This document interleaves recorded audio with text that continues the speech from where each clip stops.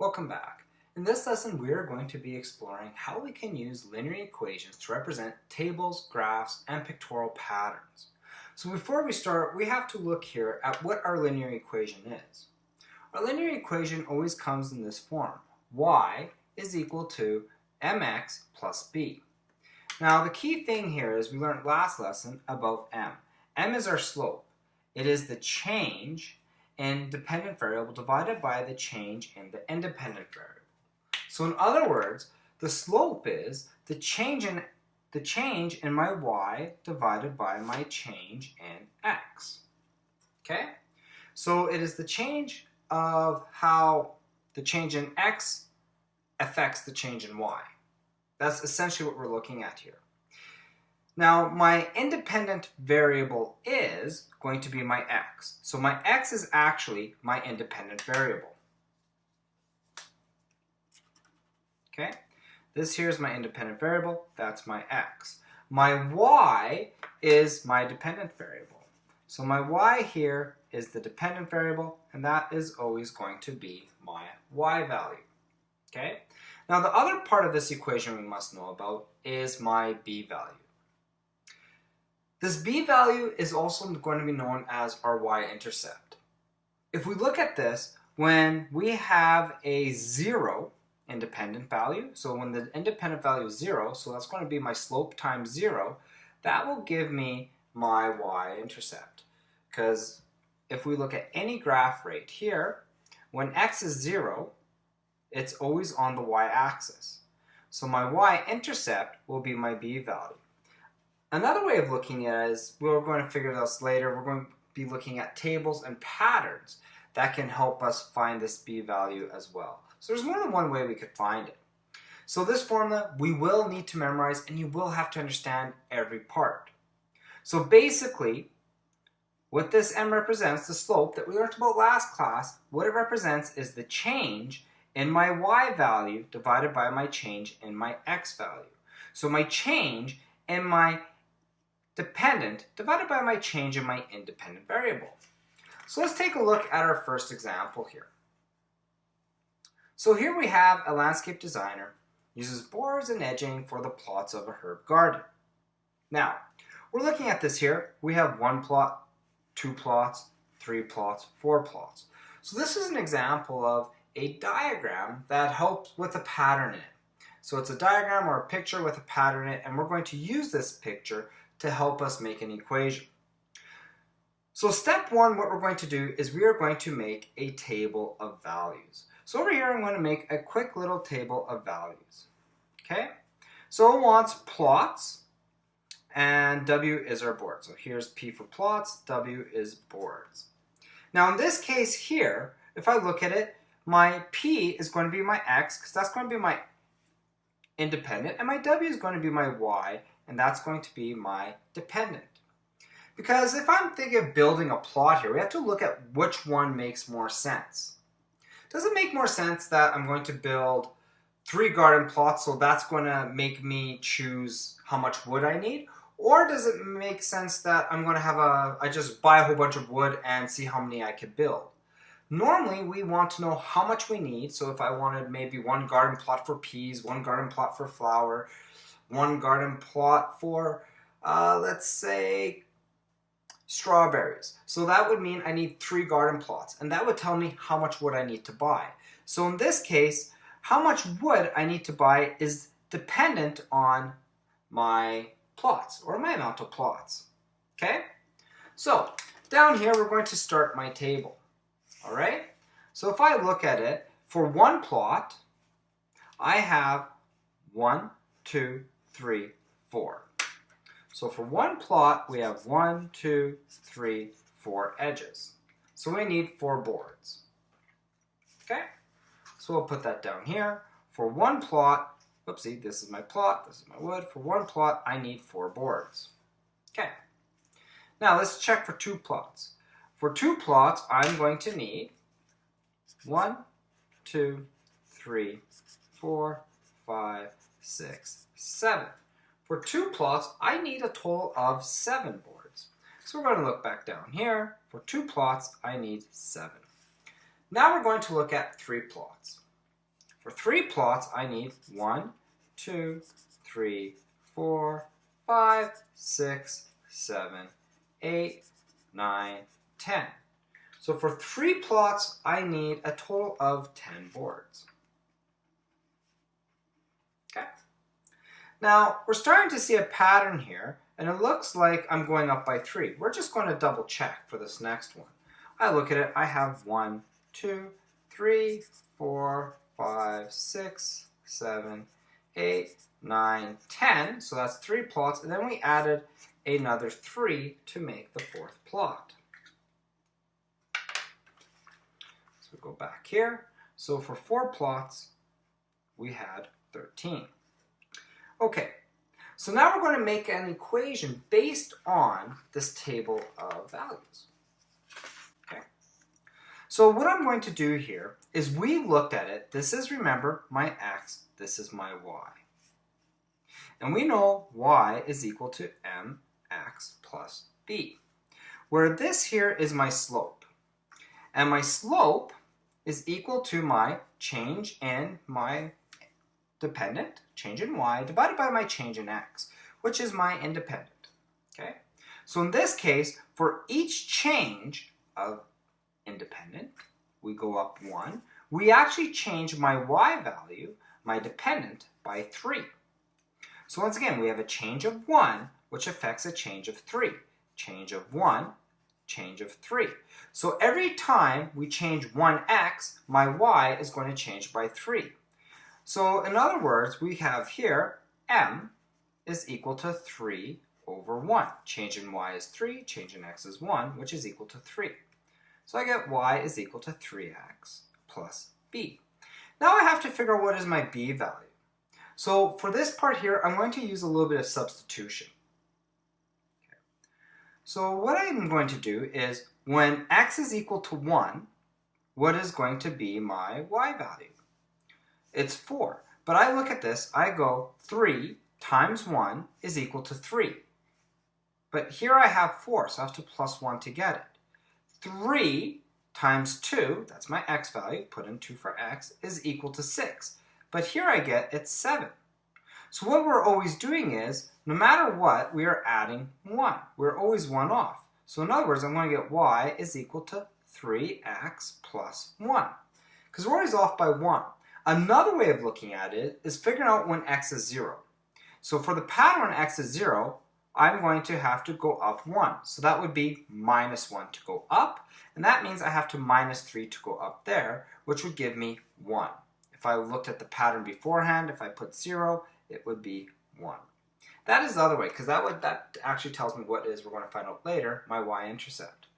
So we want to put in now our original, or what the question demands. So we're going to say w would is going to be equal to 3 times our amount of plots plus 1. That tells us the amount of wood. Now it says, verify your linear equation works for all values. Well, let's try this out. So when we have 2, and we're going to have 7.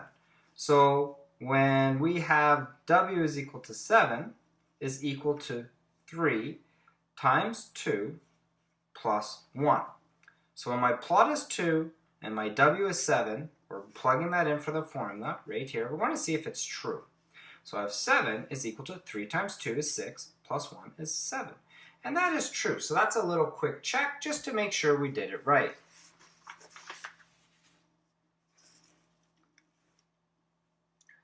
Now we're going to look at our next example. In our next example, an airplane is cruising at a height of 10,000 meters. It descends to land. This table shows the height of the plane every minute after it begins its descent. The height of the plane changes at a constant rate. Now, as soon as we hear constant rate, that means we're going to have a straight line. So this one means we have a straight slope. And we know then that, well, from the lesson before, if we have a straight line, our slope is going to be the same everywhere. And that's a constant rate. Okay, so here we have a table. And with this table, we're going to try and make an equation. Okay. So let's write an equation based on this table. So I look at this every time, because remember, we want to find our m value. Our slope is equal to my change in y divided by change in x. Okay? In other words, it's the change of my independent,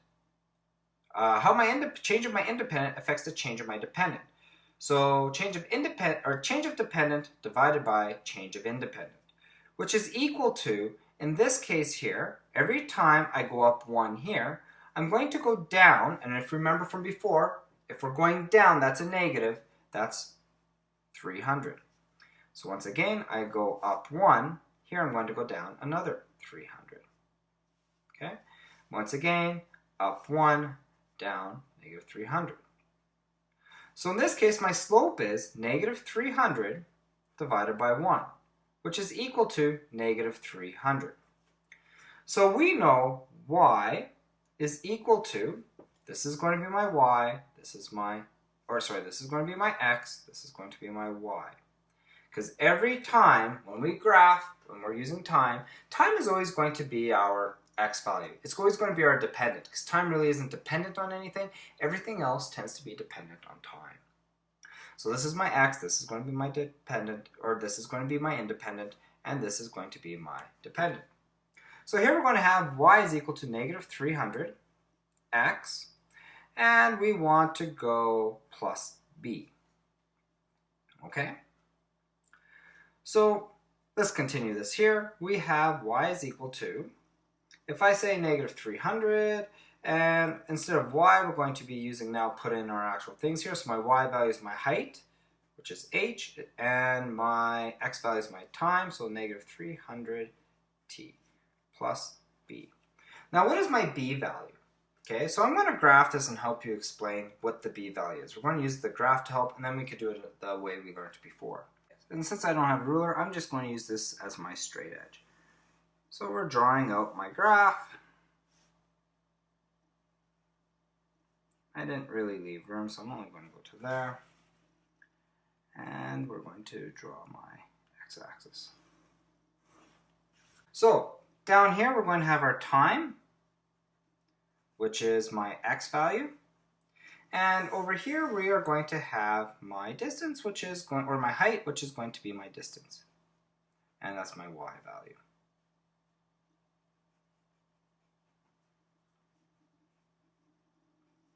This is my y value. Okay, so overall what we are measuring here is we're measuring time versus distance, or distance versus height versus time.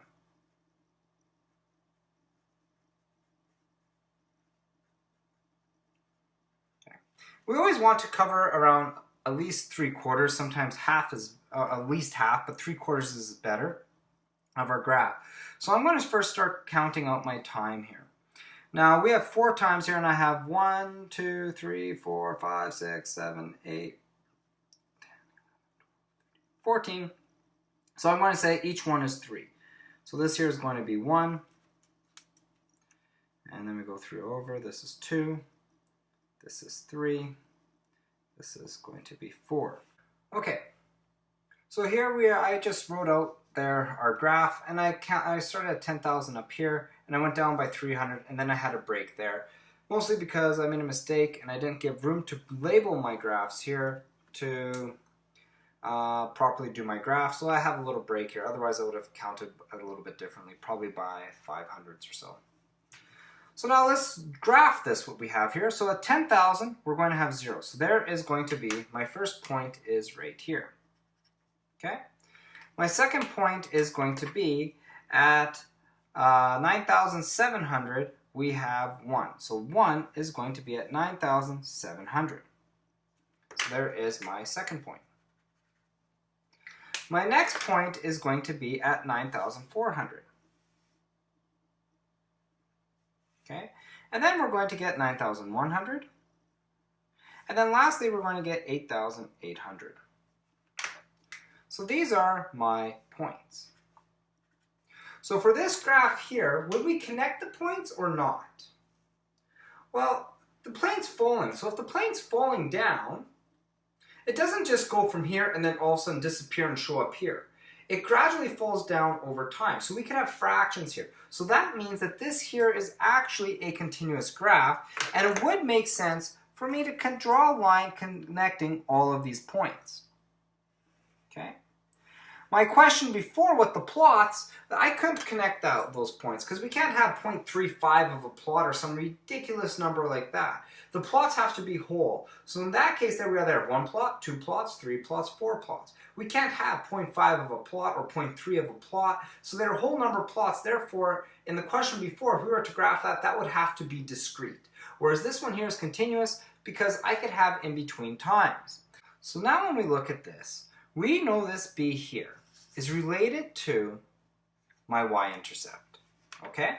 Because the b value is the y-intercept. So in this case, we have h is equal to negative 300 t, and we're going to say plus 10,000. This also satisfies the way we solved it before. So let's look over here. So I said, if I put in, let's say, 0 for x, right? So negative 300 times 0 is 0. But here it says, if negative 300 times 0, if we put this in, we get 10,000. But according to my formula here, I should get 0. So I know I'm short 10,000. If we look at it right here, negative 300 times 1 should give me negative 300.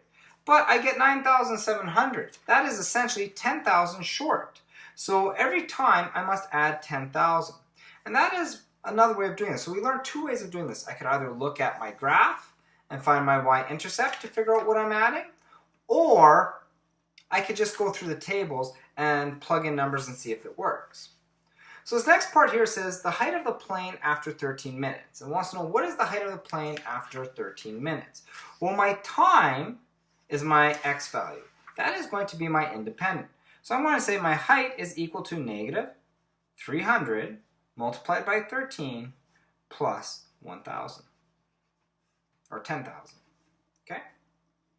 So I look at this here, I have 3,900, so negative 3,900 plus 1,000, 10,000 is going to be equal to my height. So my overall height now is going to be 6,100 meters. So in 13 minutes, my height will equal to 6,100 meters. My last question here. How long after the beginning of its descent does the plane land? So in this case, when the plane lands, what will be the height? The height at that point will be 0. So we're saying 0 is equal to negative 300 t plus 10,000. So now we're going back from units before. We want to solve for t. So the first thing I'm going to do is minus 1,000, 10,000 from both sides. So I end up getting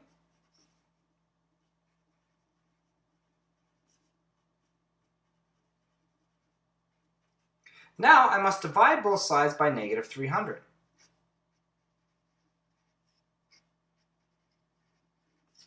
So then I will end up getting t, my time is equal to 10,000 divided by 300 will give me 100 divided by 3, which is going to give me 33 and 1/3 of a minute, which is equal to 33 minutes and 20 seconds. Okay? So basically here we learned how to make an equation based off, or how to use an equation to represent a graph and a table or a picture. Basically we have to look at my slope. My slope is always my change of my dependent divided by my change of independent. And then we want to know my b value. So my b value is going to be my y-intercept, or we plug in, once we know my slope, what is off in our equation? How much are we short by, or how much do we have too much of?